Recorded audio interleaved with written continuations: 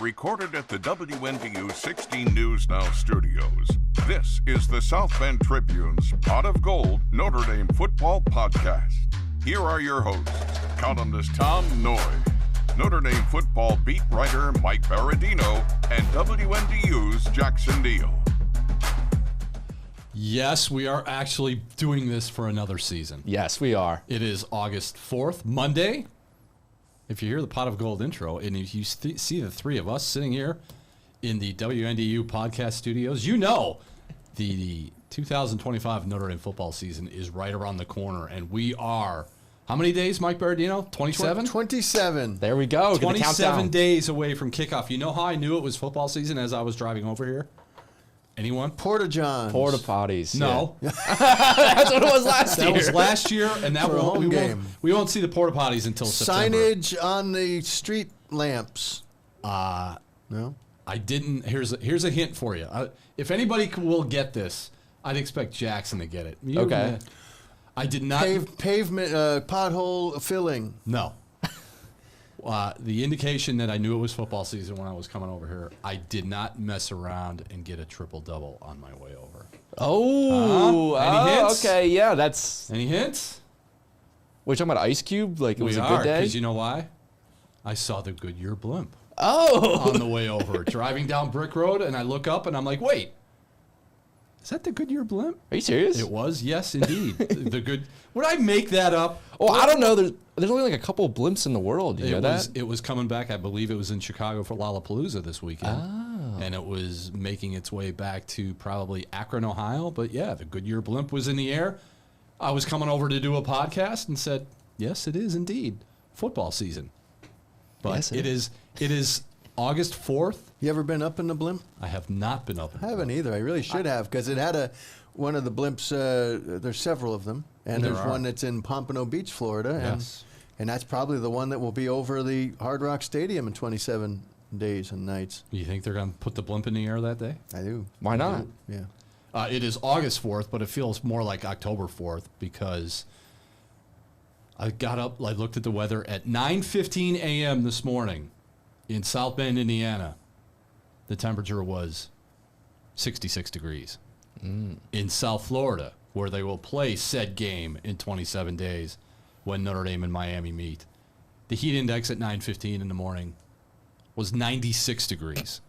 What the heck has happened to summer here? I don't It know. was summer all the way up until last week. We had 2 or 3 excessive heat warning days in a row leading into Notre Dame's first practice. I get up for practice on Thursday morning, and it was 59 degrees. So they wanted it hot. You want the 10-day forecast? I got it pulled up right here. Look at you. You got the 10. That's a 10-day. That's a 10-day forecast for South Bend. Nice. There we go. There is 190 in the forecast, and that is for Sunday. That was for August Sunday. 10th. Yeah, August 10th, yeah. So a lot of 80s on there. Marcus Freeman, in his introductory press conference, in his kickoff press conference on Thursday, said he was hoping Mother Nature would cooperate. It doesn't look like this by this 10-day forecast that Mother Nature's doing much cooperating because it's not hot. No, we explored We can go that. 16 we explored days. that in a TTP, a trending piece We at did. South Bend Tribune.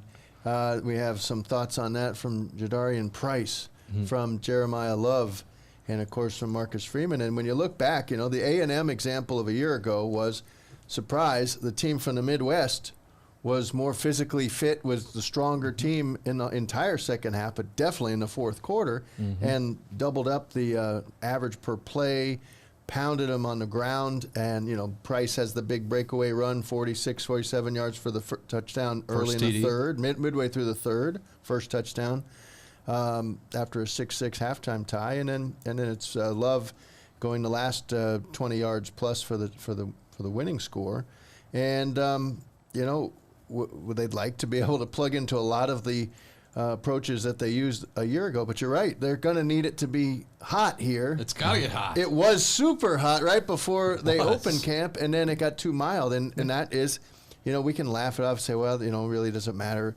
But I do think that over time, especially when you're the team that's from milder climes generally.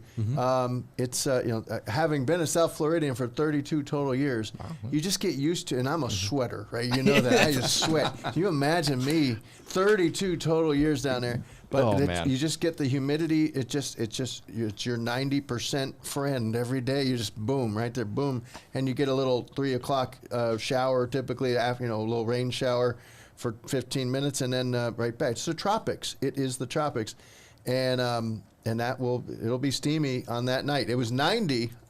Looking back, I remember being really hot in just everything. It was really it was blazing hot. There was no cloud cover. No. Heading into College Station last. That walk from the parking lot was that was tough enough. And then it didn't. Yeah. The sun really didn't go down until the second half. It started pretty much, and that is something else to consider. But that's Lauren Lando's deal is brick by brick making this the stronger team mentally, physically, and with their hydration. A lot of talk of hydration. There'll be more talk of hydration. So I put together the log and what we're going to talk about, and then we wake up today around noon on Jackson's hours, noon. And I can't stand why this is called like this, and it's the coaches poll, right? It's the coaches poll. Yeah, none of this USLMB coaches poll. It's the coaches poll. USA Today, yes. It happens. It's a total coin flip every time. And the only way I can remember it is it's not my initials. It's not my initials.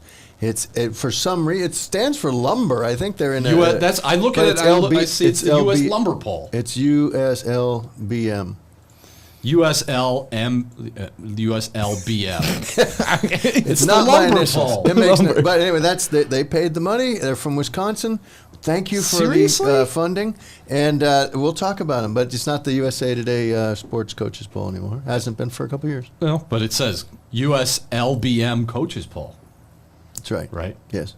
United States lumber poll. Whatever the heck it is. There's a good trending piece I put on the site there. I'm ready to talk about that one. Mike Berardino has come trending ready to the first podcast of the 2025 season. Please make it trend. So the poll, it's out. It's not the AP poll that's released. Shh, we don't say that. We're not supposed to say that, but that's released next week. Number 1, Texas. Number 2, Ohio State.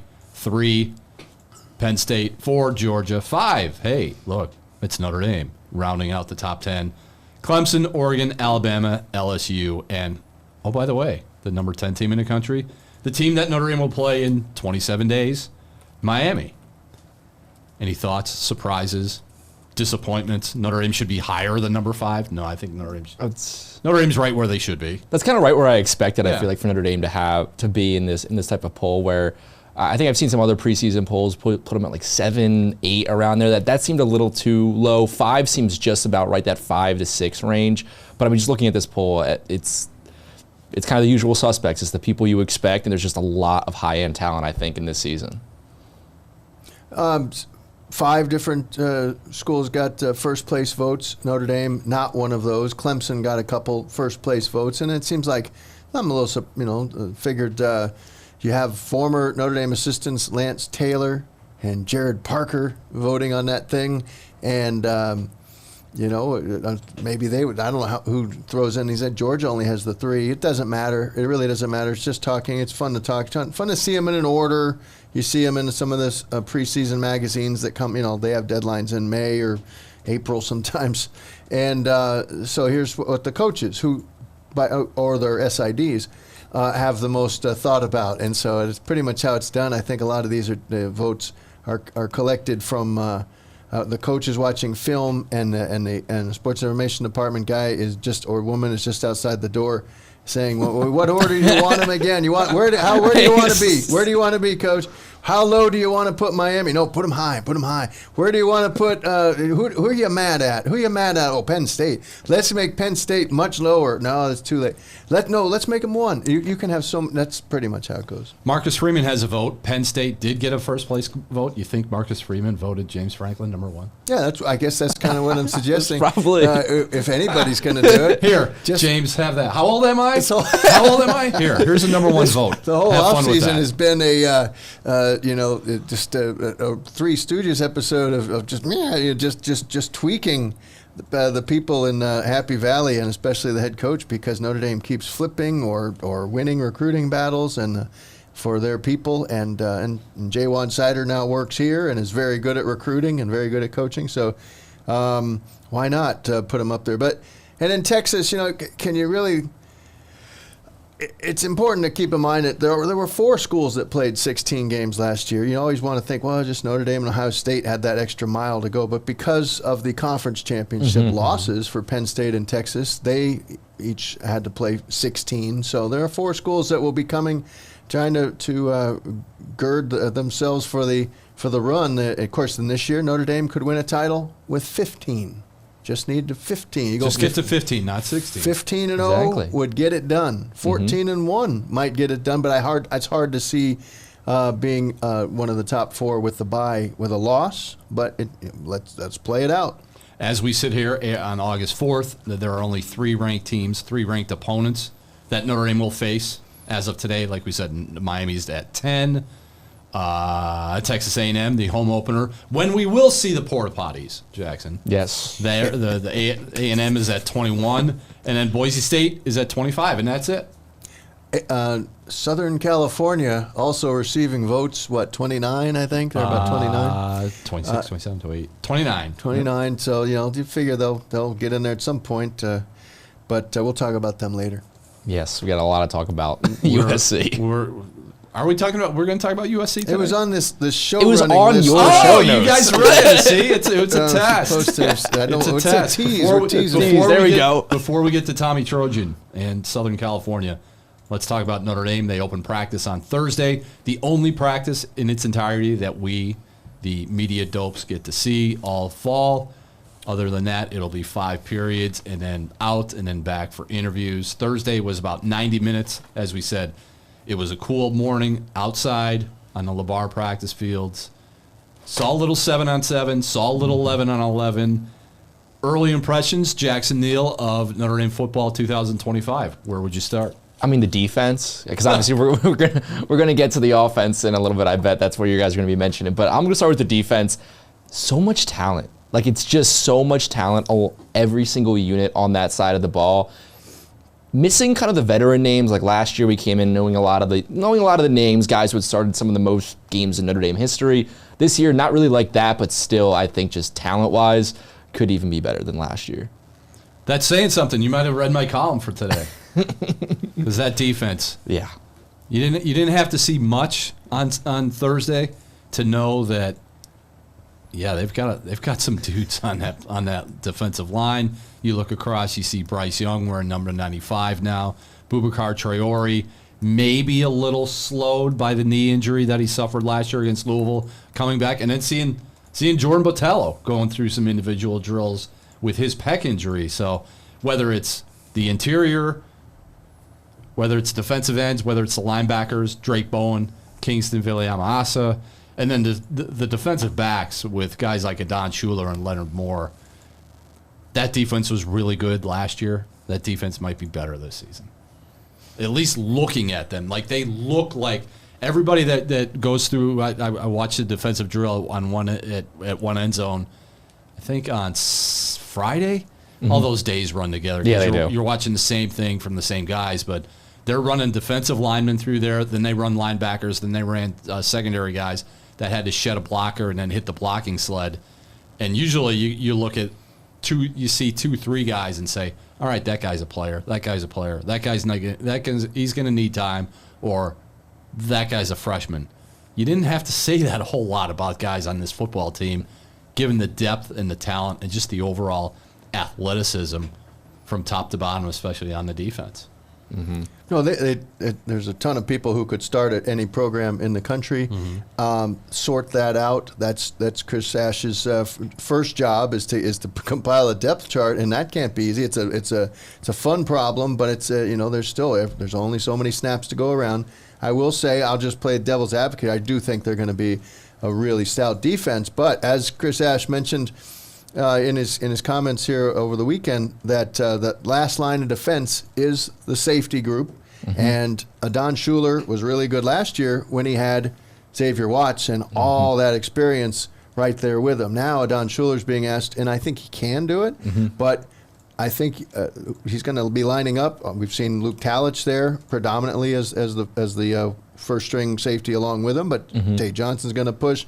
Jalen Stroman is brought in from Virginia Tech. 2 years ago was very good. Last year was hurt most of the years. I think you're going to see him in there. And then Carson Hobbs is going to be pushing Devontae Smith, I think, in the slot. And so it's almost like it's not a transitional year, but it's also a year where people have to show it. You know what they can do. You're going to see it in practice. There's going to be plenty of flash. But don't be surprised if some big gains happen against this defense, especially early in the year, as Chris Ash figures out what cards he has to play and what he can ask of them. And as these players experience the first really negative play as a starter, that's going to happen sometimes. And it goes for the transfers. It goes for the guys who are breaking in. And when you're talking about Adon Schuler, it really struck me that Ash said Adon Schuler has played a lot of ball. He's been around here a long time. But he really hasn't. No, he hasn't. He hasn't. He just seems like it. Yes. Like he seems like he's been here for 5 years. But this is year 3. It is. And really year 2 of playing. He got a little taste near the end, his redshirt year as a freshman.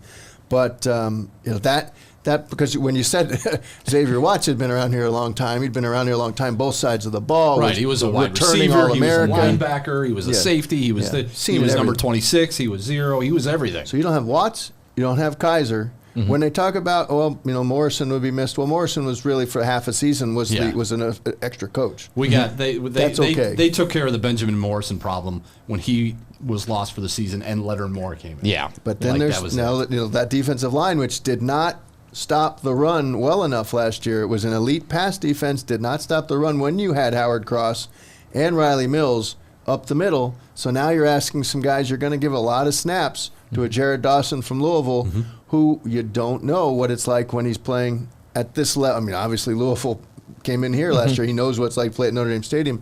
But there's opportunity. There's Gabe Rubio. Can he stay healthy the whole year? So many guys to throw at the problem. Now it sorts itself out. How many starters would be a surprise on that defense? Like that, I think that as we sit here on August 4th, I think it's pretty well set. Where it's you mentioned on the back end, it's Schuler and Luke Talich. Could it be Schuler and Tay Johnson, given what we saw Tay Johnson do? Especially, yeah. Could be Stroman. Maybe Stroman's just quietly when we're not there. He's actually in there taking. He's got the experience to do so. But and honestly, like we said, we only saw one entire practice. I couldn't tell you what type of player Jalen Stroman could be because it's been such a small sample size. Like we saw Tay Johnson. We saw Tay Johnson in the spring. Just the way he looked, it said that guy they're going to find a home for. Jalen Stroman, guys like Jalen Stroman and even Devonta Smith. Yeah. We have no idea if they're going to fit, if they should fit, if they do fit, until we see how they're going to line up in Miami Gardens on August 31st. Rod Hurd, the second, came in here last year. You always go back to Rod Hurd. And Rod Hurd, why do you have to go back to that? Thought he was going to just step right in there and be a starter. Like, seriously, we penned Rod Hurd. We're like, graduate student, Northwestern, he's going to start. Of course, yeah. That's what we were all thinking. And then never played. Could barely get on the field. Little special teams. And maybe that's what happens with Stroman. What I think we're reminded of, and we'll talk offensive line here in a second, but they've proven, this coaching staff, talent will prevail over future or over experience. They'd rather have go bet on the upside, bet on the talent, coach them up, teach them through these mistakes that we're talking about that could happen. So that's how Adon Schuler got in there over Rod Hurd II last year. And wouldn't surprise if it's a struggle for Stroman, or if Carson Hobbs at some point early on pushes right past the Alabama transfer and just demands a spot in there. Carson Hobbs and Leonard Moore came in the same time, both advanced. In fact, Hobbs probably better regarded out of high school, and so maybe they got to get these people on the field. Yeah, got to find playing time for them. All right, you mentioned offensive line. We'll go to the offensive line because if there's one position where people may be a little skeptical of what's going to happen because of the Charles Jagielka injury, flip-flopping here, there, it would be the offensive line. I think the offensive line is going to be stronger than what people think, given what Joe Rudolph had to do last year in juggling just about everybody. Like, Emil Wagner was the only one that started all 16 games at right tackle, and he had never started a game before. And so if Joe Rudolph can work his magic and move this guy here and do this here and do that there and lose this guy, but this guy's coming in, if he can do that in 2024 when they go play for a national championship, I think he can do that with Charles Jagisaw out for however long he's going to be out with that arm injury. And they say, what, maybe October? Early October? Nothing official. No Yeah, time. I haven't- no timeline. I know, nothing official, but It's such a weird injury too. I don't. it's, Nothing humorous about it. well, speaking of the humorous, I don't even know what that is. Nothing? Nothing? It's the humerus bone. I get it. Yeah, I was pretty Come sure on, that I was Temple. like that was not covered in my media studies and production classes. All right. Bad jokes? Dad jokes? Charles Jagisaw broke his left humerus bone, right? 4th of July. Correct. That's July 4th. Right peck last year. Yeah. 3 months, maybe. Okay. Maybe 3 months. You think back to Jared Patterson. Jared Patterson had the pec injury. A pec. The humerus. Who do we have with the humerus? Personally speaking, Yeah. my wife. Oh my. Oh. Enlighten us. What was her timeline? Here. It's story. This Do is the math, folks. This isn't on the budget, but it's story time now. I'm sorry to hear that. It's story time now. Is this current? I had just landed in Atlanta on January 17th Oh my. and received a phone call from my wife, who was walking to her car in our garage, slipped and fell, knocked the right humerus on the back bumper of her minivan. The orthopedic surgeon said it was akin to suffering a 40-mile-an-hour car crash. My gosh. Completely shattered the humerus.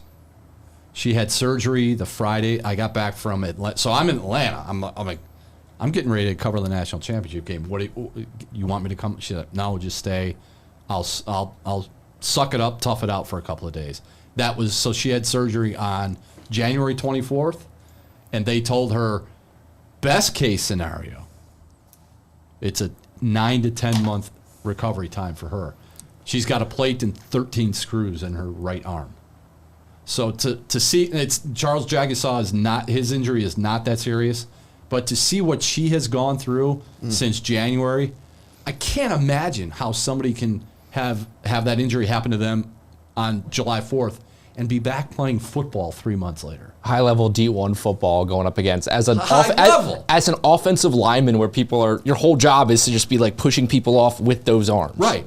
My wife is now what, 7 months out of the injury, and she still cannot, by order of her physician, she cannot lift more than 1 pound with her right arm. Jeez. So how's this guy going to go play football? Well, when she your shattered whole- it. She shattered. It sounds like if they It have did shatter, grades, yeah. grades 1 through 5, or that was a grade 5. It was like 6. Yeah, It was I mean, 6. really, really fortunate it wasn't even worse. But that's, I hope, man, that's not going to lift the fan base's That's spirits not very going to much. be a positive anecdote. So if that whole weekend in Atlanta, if I was in kind of a haze on Yeah, you Monday didn't for say the a word national about championship it. How game, about that? You I had to just- go. I had to. Yeah. You got to work. Total You gotta pro. work. Total pro right there. You got to work. You got to get through it. It was. So it was. If I was in a haze that weekend, now you know why. She shattered her humerus. Charles Jagisaw. But again, back to the offensive line. However long he's out, I think Joe Rudolph's a guy, and we've seen the offensive line work. One of the good aspects of what we're able to see, the way Notre Dame structures practice when the media are in there, we can get really up close and personal with the offensive line. Like, you can go look and see that guy's big and that guy's big and that guy's moving, and Joe Rudolph is letting them have it when they don't have a good rep. I think however this shakes out, he's going to be able to get the best 5 offensive linemen on the field to the point where they can challenge for the Joe Moore Award from start to finish this season. I mean, even without Charles Jagisaw. My whole thing when it comes to the offensive line is I kind of look back at the transfer portal. So Notre Dame didn't really lose anybody they didn't want to lose, Right. it felt like. And they lost 4 offensive linemen to the transfer portal. 3 of those guys went to play at Power 4 programs. Felt like Notre Dame, they were like, okay, like we obviously would want to keep these guys, but we're not like devastated that we lost them. To lose that much talent and still feel like, oh, we're in a good spot, that just shows me how good of an offensive line and how much depth you have that you're willing to lose players like that and still feel really good about your position unit. I think Rocco Spindler saw the writing on the wall. Yeah. With the guys coming up behind him. I think Pat Coogan saw the same thing. Sam Pendleton, that was more, from what you hear, that was more of a financial decision. Tennessee threw a lot of money at him, but is he going to be a starter at Tennessee? I don't know. But still, I mean, you're losing these guys. They're saying, like, okay, they're seeing the writing on the wall at Notre Dame, and they're still going to IU. They're still going to Nebraska. They're still going to Tennessee. Like, they're not going to just anywhere. They're still going to, like, pretty good football programs. And there might have been a party when we got the preseason heights and weights, and Emil Wagner is finally at 300 pounds. Got to be bulking in the offseason. He's very agile and strong. Back in the spring, there had been a question was asked of Joe Rudolph about Emil Wagner. Would you ever want to take a look at him on the left side? And he said, yeah, that might be something we look at. But I think the second jug you saw had the UTV set back. I guess it's a utility terrain vehicle. That apparently went by the wayside. Of course, again, we're just seeing 4 periods now, and we'll just see it a few more times.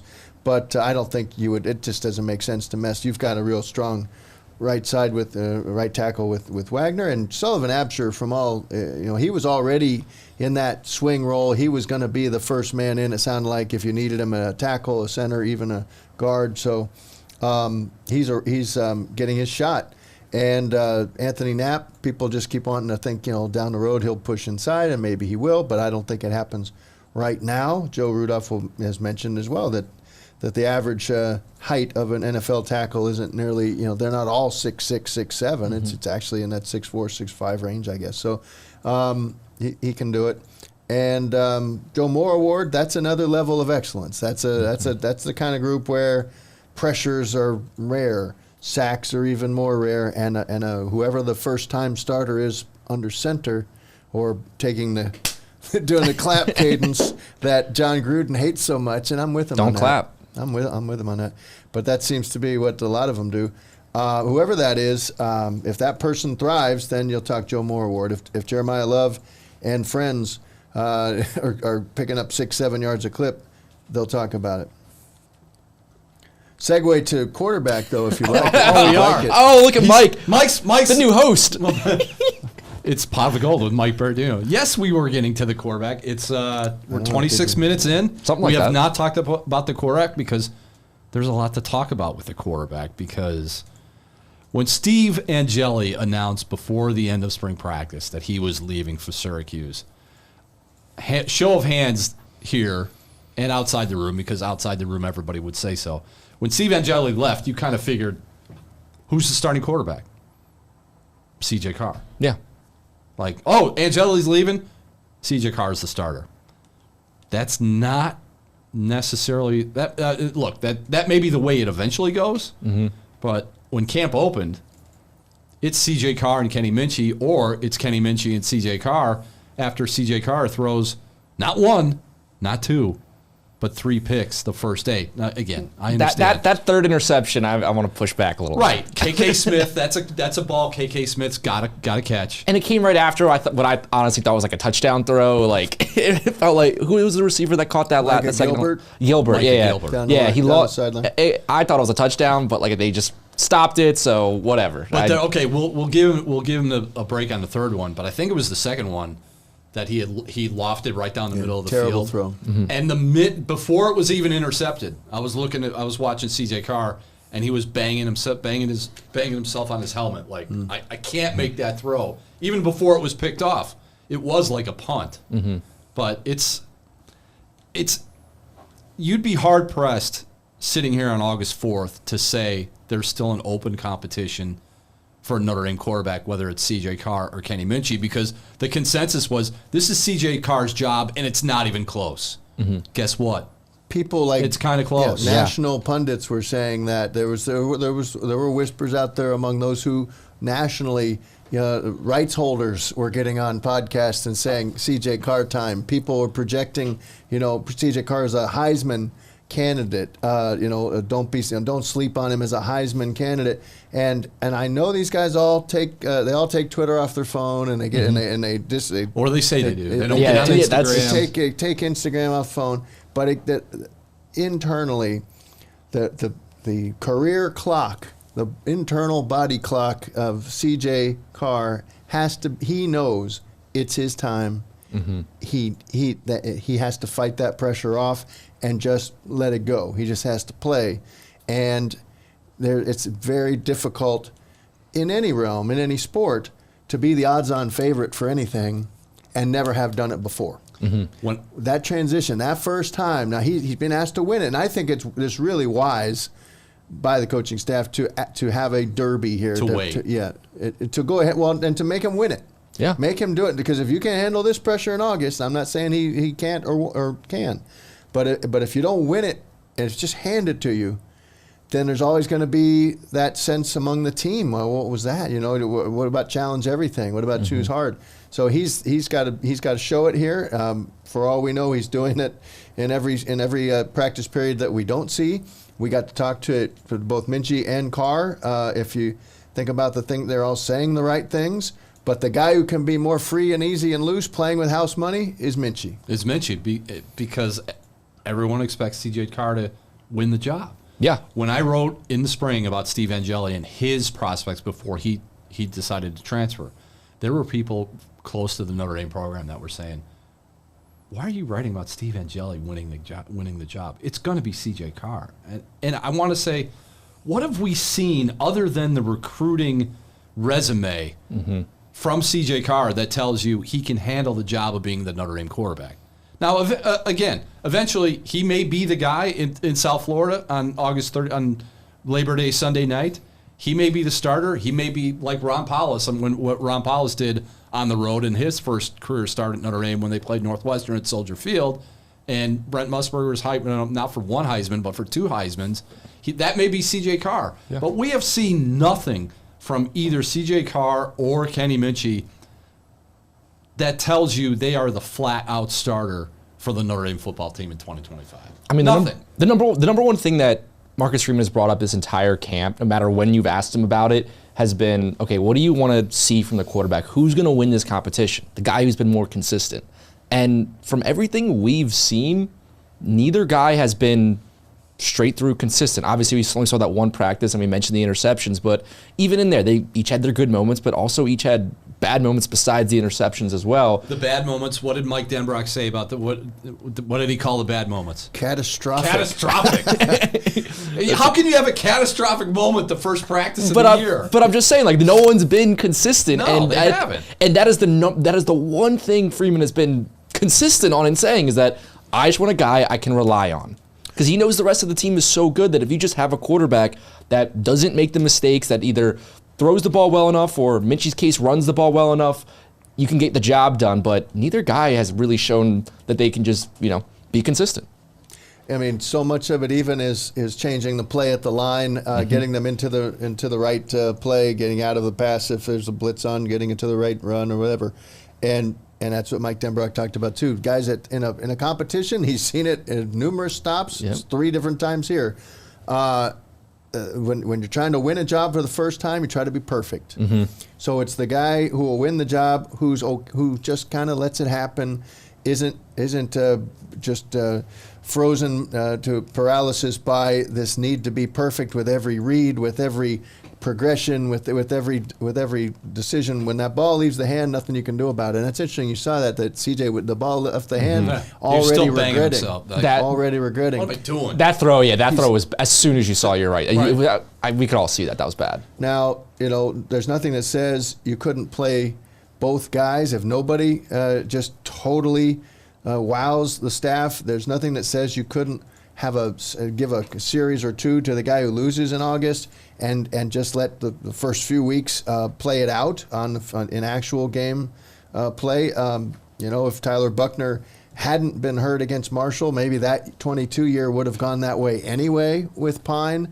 But I think back to the very first things in 2022 that Marcus Freeman was saying about that quarterback derby, and it was, what do you want to see? How do you win this job? Protect the football. Yep. Protect the football. And that goes along with not setting up your Heisman candidate running back to get blown up if you check into a run where there's no point. The box is stacked.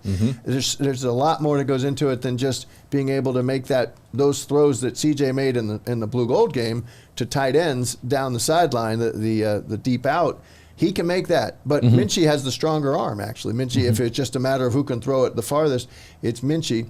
And what can Kenny Minchie do maybe a little better than C.J. Carr if a play breaks down? He can extend it so much better. I'm not sure if there's that much. I think C.J. Carr's a real good athlete, and I think Kenny Minchie is a pass-first guy. I wrote about that in the spring, too, a little bit, and look back, and there's really no indication that maybe the eye test would tell you this one guy has a little more escapability. I don't think C.J. Carr's a statue in any way. I think he's a really good athlete. I think athletically, they're about the same. Both of them will do things that Riley Leonard maybe chose not to do. Neither one of them are Riley Leonard. Like they're not going to stand in the pocket, look at option one, look at option two, and then all of a sudden they're going to run it.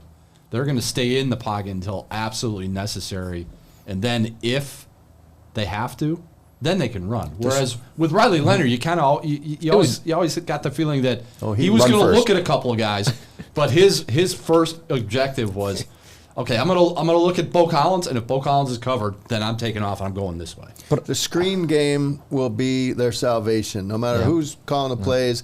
You got a different starter, first-time starter at right guard.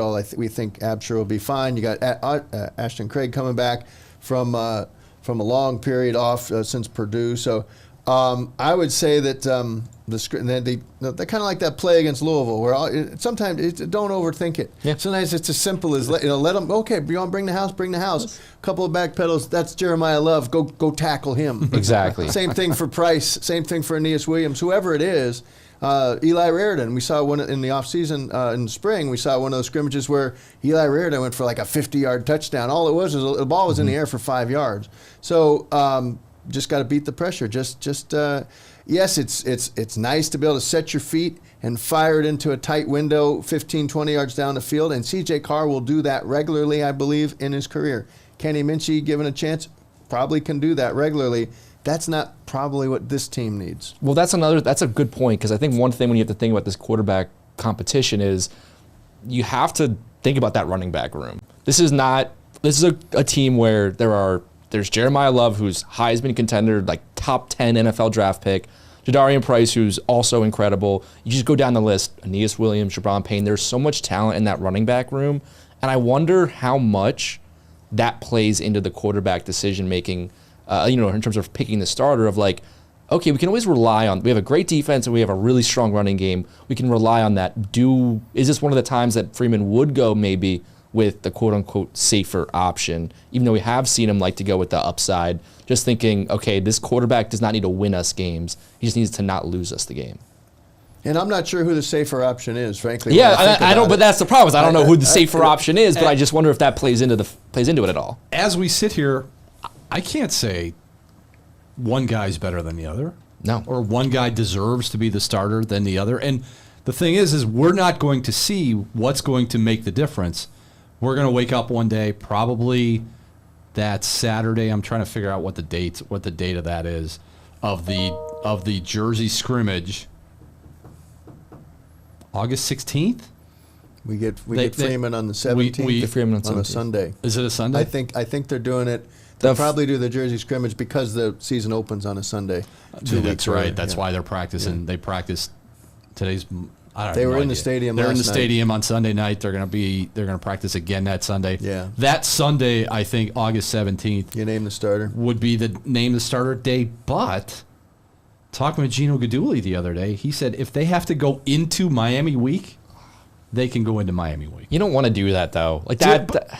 I wouldn't want to be doing that. Like, I get that, like, okay, maybe you can throw Miami off in terms of who to prepare for, but this is a team with, number 5 in the poll we just discussed. This is a team with serious national championship expectations. To the rest of the roster, I think you have to kind of give that decision making of saying, like, okay, I think, like, as a coach, I think Carr, I think, or Minchie, I think they are the guy that can lead us there. And I think just like the longer you put it off, if you put off all the way into that week, I just think that's going to come back to bite you.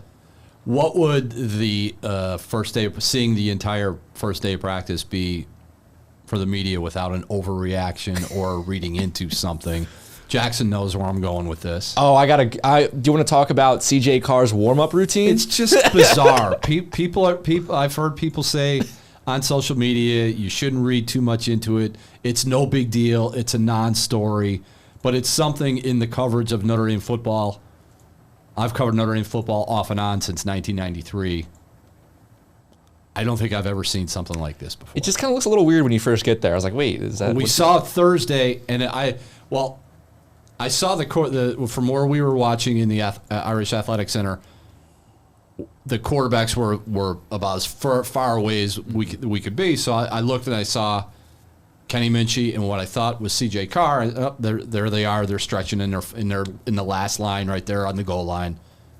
And then my attention got diverted to my right, and I saw, and there's number 13 just throwing passes. Yeah. By himself while the rest of the team is stretching. And I thought maybe it was just a one-day thing, but then we saw him stretch. We saw him stretch on Friday. We saw him stretch on Saturday, and CJ Carr did the same thing. It's just a weird routine. Yeah. Keep in mind that he was on the shelf, could not throw a football at full velocity for a couple of months last year. You know, at least 6 weeks or so, maybe 8 weeks. Started to let it go a little more in the bowl prep starting in December, before the Indiana game even. But he had to give up control. He wasn't running the scout team anymore, and that would have been such valuable experience, a full season of running. That's because what he did in September apparently was really good.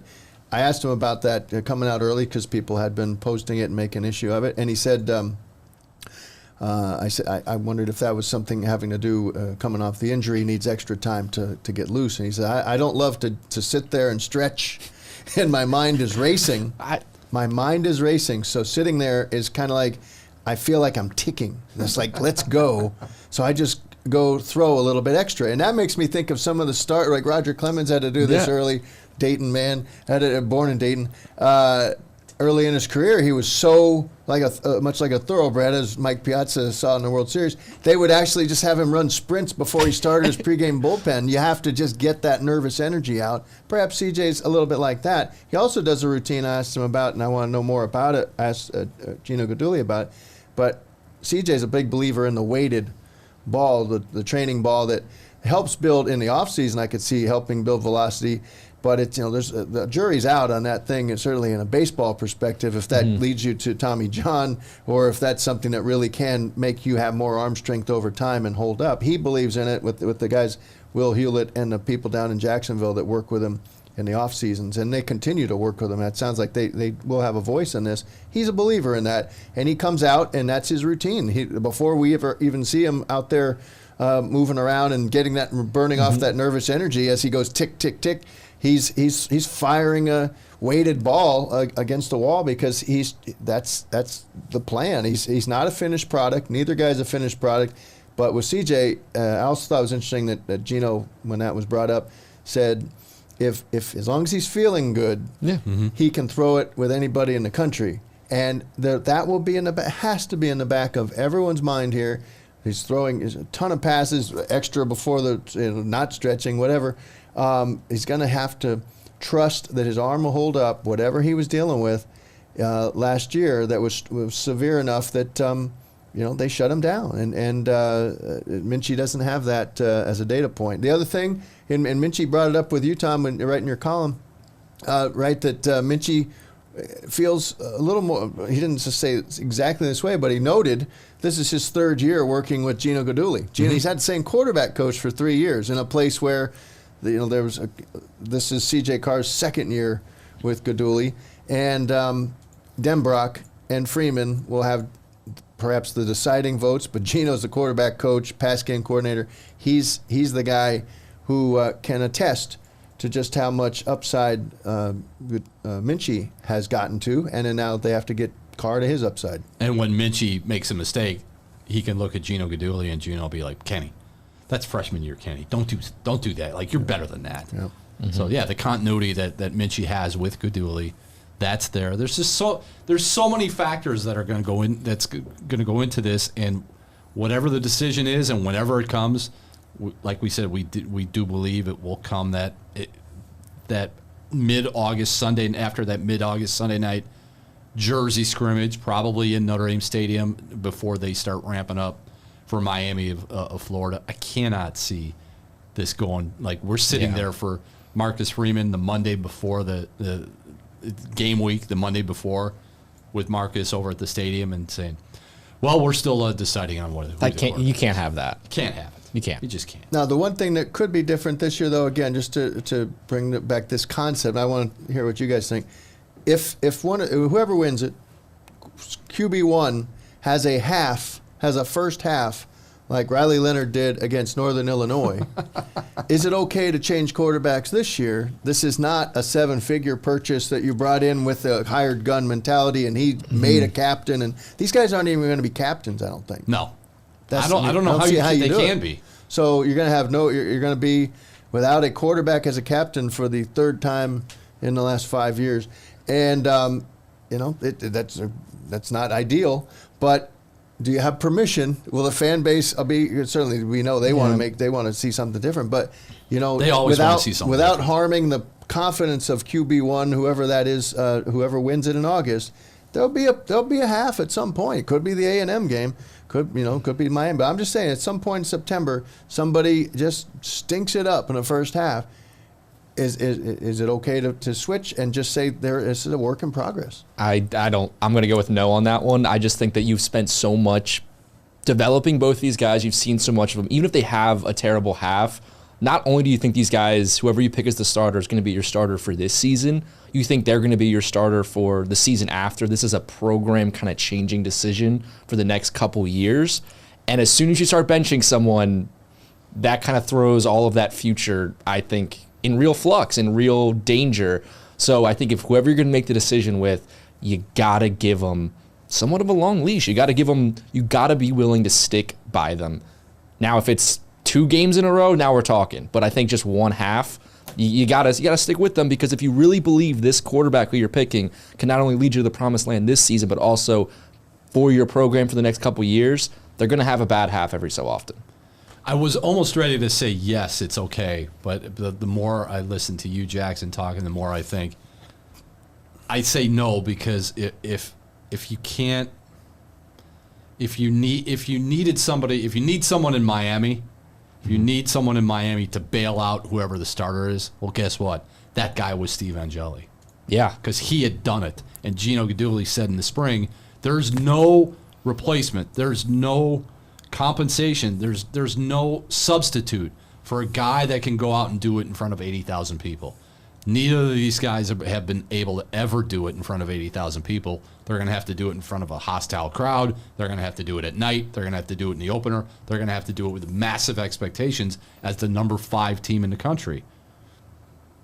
For that game, I think just for that game, whoever starts has to see it all the way through. Yep. Then if there's an issue against Texas A&M, then that's a different conversation. Yeah, a loss changes a lot of things, but even a fortunate win where you were leaning on the defense and the running game, there's something we cannot end. They'll come out and name a starter at some point. Yes, we believe that, whatever date that is. What we won't know is how narrow the gap really was. We'll never know, because they might have to flip a coin. In theory, we got to name somebody. Yeah. We love them both, but who do we pick? Mm-hmm. It'll be interesting, because they've always said, and the players have said too, we will determine who the starter is. What if the coaching staff has to determine who? Like, what if it's so close? If it's Minchie, that it's going to be Marcus Freeman, Mike Denbrock, Gino Guidugli. 2-1 vote, or 2-1. Does Freeman's vote count twice, or does Denbrock's count twice? It's a fascinating situation. The thing in their favor might be, and I don't feel, just anecdotally, it feels like a lot of programs are making a quarterback transition around the country. It's not it's Arch Manning, it's Julian Sayin at Ohio State. It's a variety of places. Carson Beck's new to Miami, but very experienced, but not so great. Overrated. and now I've done it. But Bulletin board there's material there's in a lot Florida. there's a lot of places where there's the changing of the guard. There's a year of the changing of the guard. A lot of new faces having to earn trust as quarterbacks from blue blood programs and the fan base, and have to do it on the field because people are betting on potential. We don't know who the quarterback is going to be for Notre Dame this year. Do we know what the future of the USC football series is going to be after this year? No. And it's all USC's doing. Be careful what you wish for. We're going to go to the Big Ten. We want the payday. We want the money. We want even more exposure. Oh, wait, did somebody say something about how the travel is going to impact us? I don't know if we can handle that anymore. We're going to have to maybe cancel for me personally, the best rivalry in the country. But it's top 3. Like, even if you're being Ohio State, Michigan, I get that. Alabama, Auburn, I get that. But like that's no matter what your list is, this is a top 3 rivalry. It is. Even if you're an Ohio State, Michigan Texas, fan. Oklahoma, big deal. Yeah, big deal. But they play that so early, though.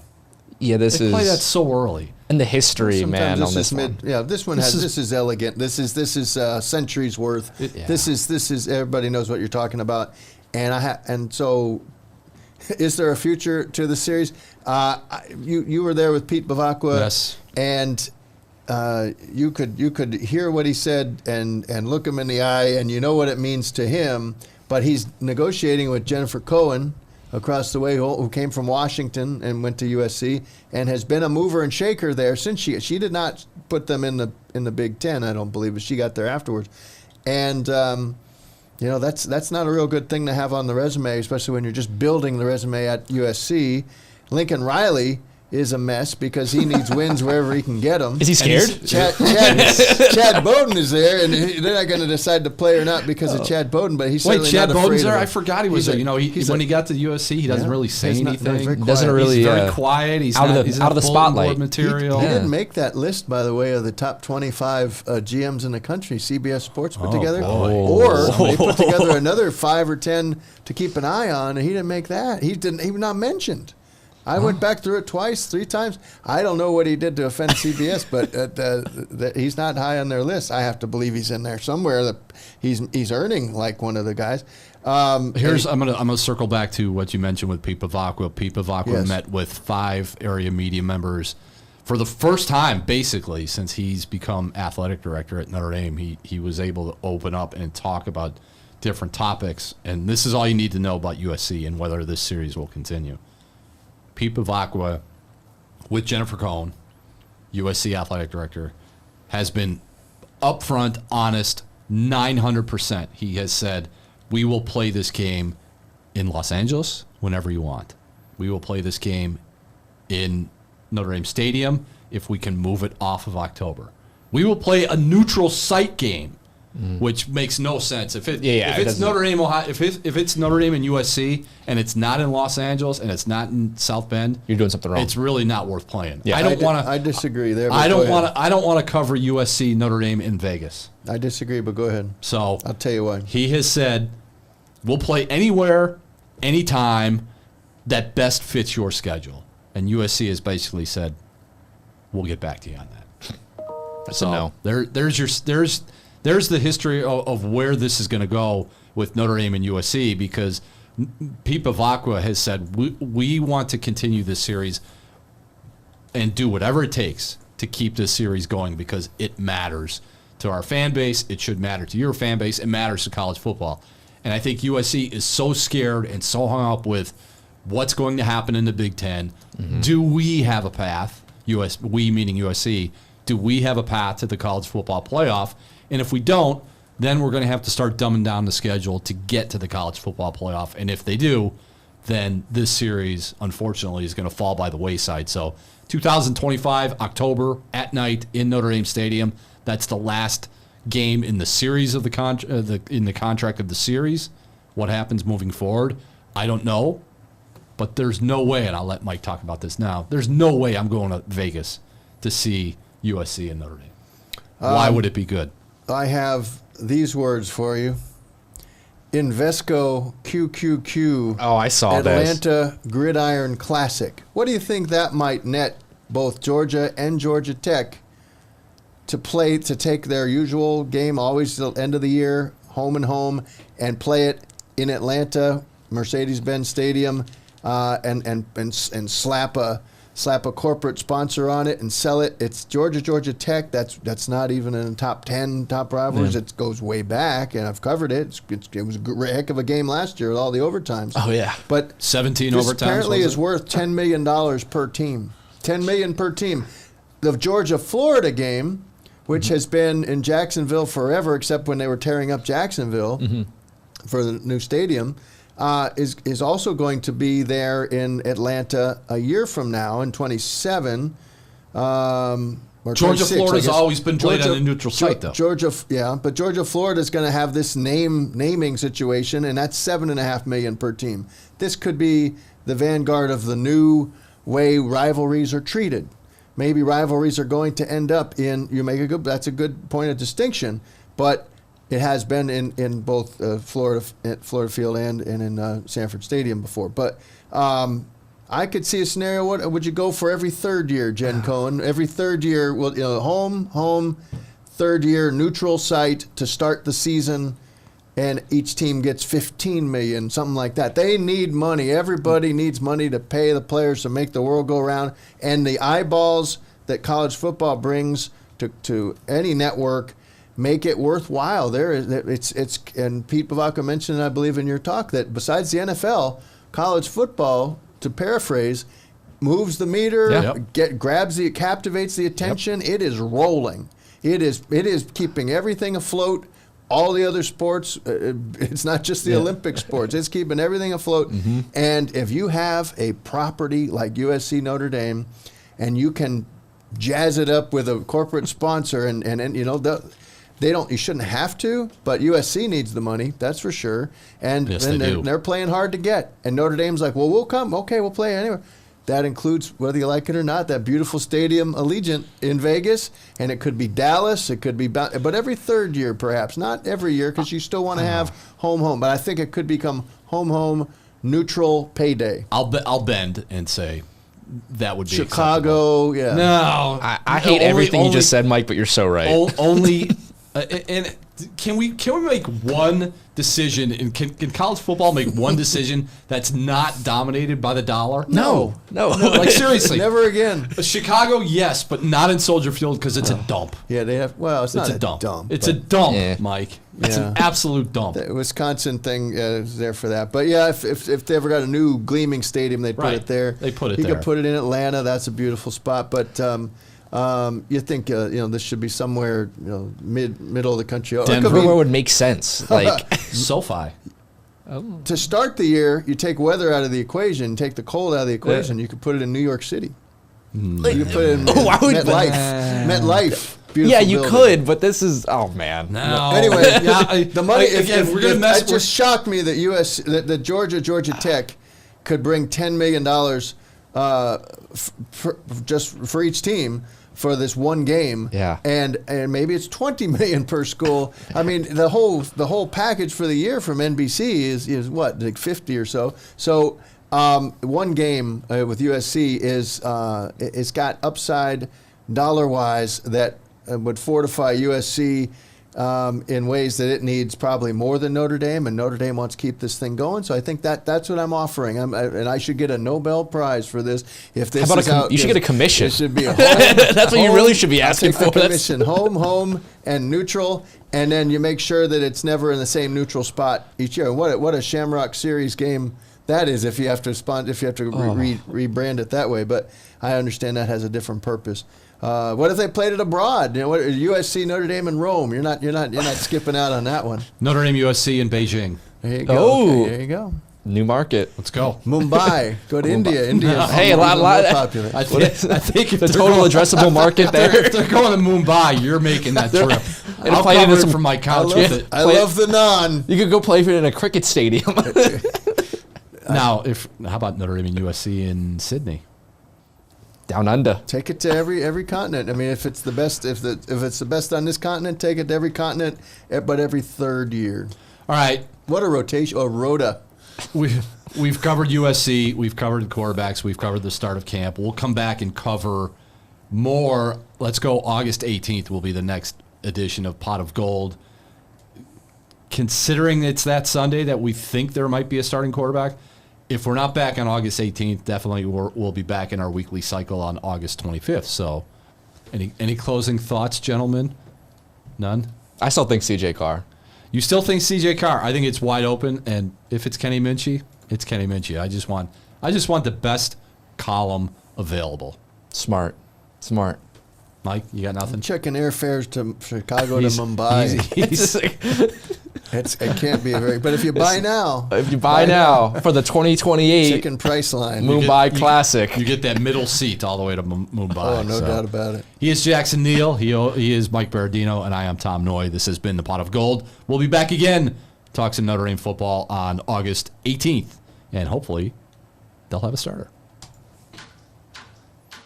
This has been the South Bend Tribune's Pot of Gold podcast, your home for insightful Notre Dame football coverage and analysis.